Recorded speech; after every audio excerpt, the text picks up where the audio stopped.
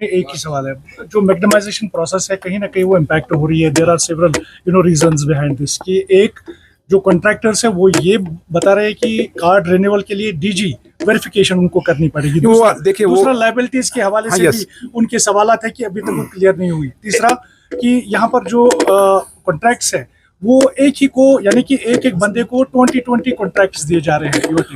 मेरी जगह आप हों, अगर एक बंदा टेंडर डालता है, लोवेस्ट डालता है, वो 40 भी डाले, उसको 40 ही मिल जाए, क्या आप रोक सकते हैं? कभी कोई नहीं रोक पाएगा। अब लोग सुनिए ना, कॉम्पिटेंट इनकम्पिटेंट की बात नहीं होती। ठेकेदार टेंडर ई टेंडरिंग है, ई टेंडरिंग में कहीं चांस नहीं है। जो लोएस्ट आएगा, चाहे ए आए, बी आए, सी आए, डी आए। हाँ, ऐसे कोई टेंडरिंग में घोटाला है तो मुझे बोल दीजिए, मैं इंक्वायरी करूंगा, ऑफिसर के खिलाफ एक्शन लूंगा। जहां तक ई टेंडरिंग का ताल्लुक है, वहाँ बिल्कुल ट्रांसपेरेंसी है और वहाँ कोई गुंजाइश नहीं है कि किसी को आप मदद कर सकते हैं। एक चीज।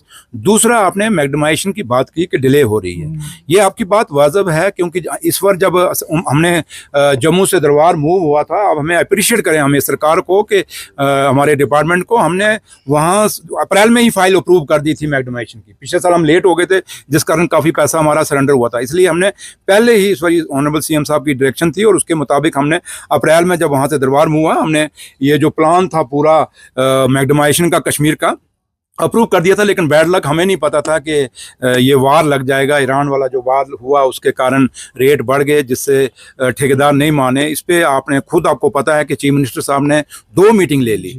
एक मीटिंग अपने राब्ता में ली वहाँ ऑफिसर के साथ, उसके बाद एक मीटिंग ठेकेदारों के साथ भी हमने ली है। तो लिहाजा हम पूरा हमारा आपका कंसर्न बड़ा जेन्युइन है, जायज़ है, लेकिन सरकार की तरफ से कहीं देरी नहीं। बल्कि अब हालात हैं दुनिया के, उन हालातों के साथ तो अब हमारे हाथ तो है नहीं कि जंग हम रोकें और कहें जी हमने कश्मीर का मैग्नेमाइज हमारा रुक रहा है, हमारा मैग्नेमाइज रुक रहा है, वो तो हम उनको कह नहीं सकते। लेकिन जहाँ तक सरकार का ताल्लुक है, हमने अपना प्लान बिल्कुल टाइमली पास कर दिया था, लेकिन फिर काफ़ी जगह मैग्नेमाइज शुरू हो गया, ये भी आपको कहना चाहिए। और दूसरा, जहाँ आपने कहा लाइबिलिटी कब की हैं, जरा आप थोड़ा सा ये, हाँ, तो थोड़ा सा हमारी लाइबिलिटी नहीं है, इस सरकार की लाइबिलिटी नहीं है, पुरानी लाइबिलिटी हैं। कैसे हुई, क्यों हुई, किधर से हुई, ये थोड़ा सा, यही तो हम पिछले 12 साल की जब बात करते हैं तो कई हमारे दोस्त हैं, बड़ा उनको तंगी हो जाती है, वो आके फिर यहाँ रोज़ बयानबाजी शुरू करते हैं बीजेपी वाले और पीडीपी वाले। उनको जरा पूछ लीजिए वो लाइबिलिटी किसने खड़ी की और वो लाइबिलिटी क्यों हुई, कैसे हुई, क्या प्रोसेस अडॉप्ट किया गया, और उसका अब किसी ने कोई गलती की है तो वो हम क्यों भुगते हैं। हाँ, हमारे टाइम में कोई लाइबिलिटी है तो आप हमें पूछ सकते हैं, हम उसका जवाब देंगे। वेरिफिकेशन क्यों मांगी जा रही है सर? ये हम पूछ लेंगे, मुझे इसका पता नहीं, मैं पूछ लूंगा। जैसे यहाँ पे सिक्योरिटी सिनेरियो को देखते हैं, जो पिछले 2 हमले यहाँ पे साउथ कश्मीर में हुए और 15 अगस्त भी आ रहा है साथ। देखिए, ये तो बात इसका जो सिक्योरिटी का जहाँ ताल्लुक है कि अगर अनंतनाग के अंदर हमारा एक सिपाही शहीद हो गया, उसके बाद कुलगाम के अंदर 2 लेबरर मारे गए, और ये तो उन लोगों को जवाब देना पड़ेगा जो कहते हैं जम्मू कश्मीर में हालात ठीक हैं। अगर हालात ठीक हैं तो फिर ये कैसे हुआ? इसलिए मेरे ख्याल डीजीपी साहब का सबसे बड़ा, उनको इस बात पे क्लैरिटी देनी चाहिए, क्योंकि हम तो जब भी सुनते हैं, अब हमेशा सिक्योरिटी फोर्सेस कहती हैं यहाँ, क्योंकि एक वक्त था कि जम्मू कश्मीर में मिलिटेंसी थी, लोग कहते थे मिलिटेंसी थी, अब तो वक्त ये आ गया है, कहते हैं ये इस इलाके में नहीं है, इस इलाके में नहीं है, सारा साफ है, बिल्कुल ठीक है, हालात नॉर्मल है। तो अगर नॉर्मल है तो फिर ये क्यों हो रहा है?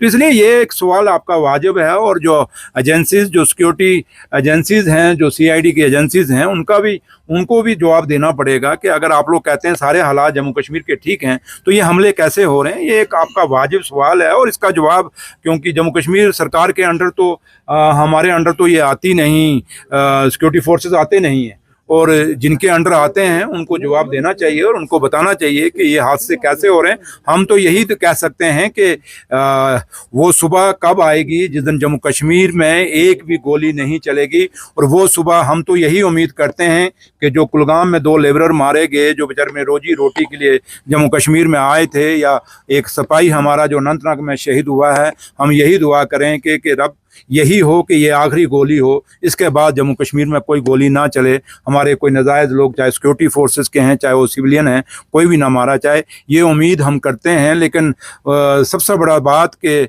जहाँ तक सिक्योरिटी फोर्सेस, जो लोग जिम्मेवारी पोस्ट पर बैठे हैं, जो हमेशा वहाँ से एसी रूम में बैठ के आंकड़े देते हैं, उनके ऊपर जरूर एक सवाल खड़ा होता है कि ये हादसे, ये लोग कैसे मारे जाएं। इनका जवाब उनको देना पड़ेगा और आप लोगों को उनसे जवाब मांगना भी चाहिए। सर, ममता बनर्जी पे आज अटैक हुआ, कल उन पे अटैक हुआ, उनकी गाड़ी पे पत्थर मारे गए, तो इसको कैसे देखते हैं?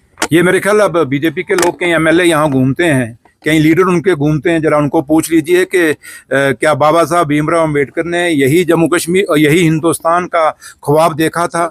महात्मा गांधी जी ने क्या यही हिंदुस्तान का ख्वाब देखा था? राजगुरु सुखदेव, भगत सिंह, जिन्होंने 23 साल की उम्र में भगत सिंह फांसी पे चढ़ गया, लटक गया, क्या इसीलिए अपनी माओ ने अपने बच्चे कुर्बान किए थे कि आज़ादी के बाद किसी को बोलने का हक नहीं दिया जाएगा, किसी को अपनी बात रखने का हक नहीं दिया जाएगा? इसलिए ममता बनर्जी पे अटैक होना ये डेमोक्रेसी पे अटैक है।